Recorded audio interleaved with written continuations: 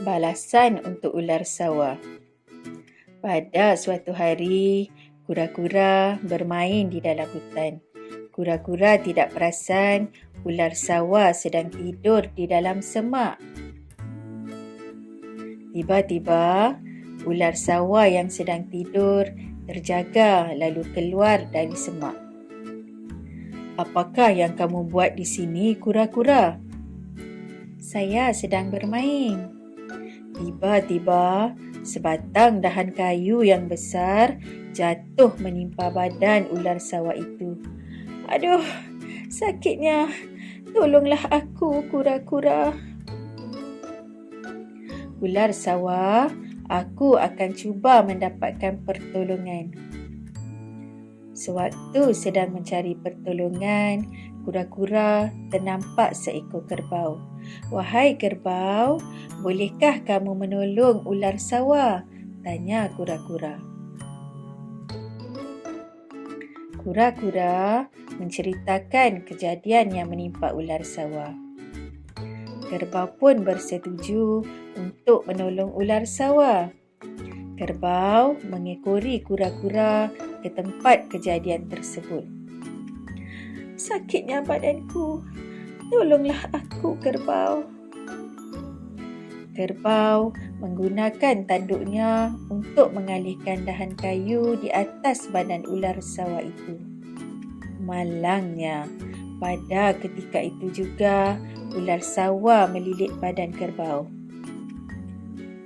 "Kamu akan menjadi makanan aku." "Wahai ular sawah, sampai hati kamu hendak makan aku." "Jika aku tidak makan kamu, aku akan mati kelaparan." Kura-kura menyesal kerana meminta bantuan kerbau. Kura-kura mencari helah untuk menyelamatkan kerbau. Kura-kura pergi ke arah kerbau dan berbisik. "Apakah yang kamu bisikkan itu?" "Kerbau, kamu ceritakanlah rahsia itu kepada ular sawah."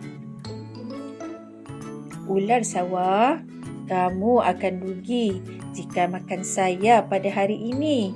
Dagingku tidak sedap," kata kerbau. "Mengapakah pula begitu?" tanya ular sawah. Sebenarnya, jantung kerbau tertinggal di atas pokok. Kalau ada jantung, barulah dagingnya sedap. "Pergilah kamu ambil jantung kerbau itu, kura-kura." "Aku tidak pandai memanjat. Kalau kamu mahu, tolong tegakkan kayu yang menimpa kamu tadi. Sandarkannya di tepi pokok supaya aku dapat memanjatnya."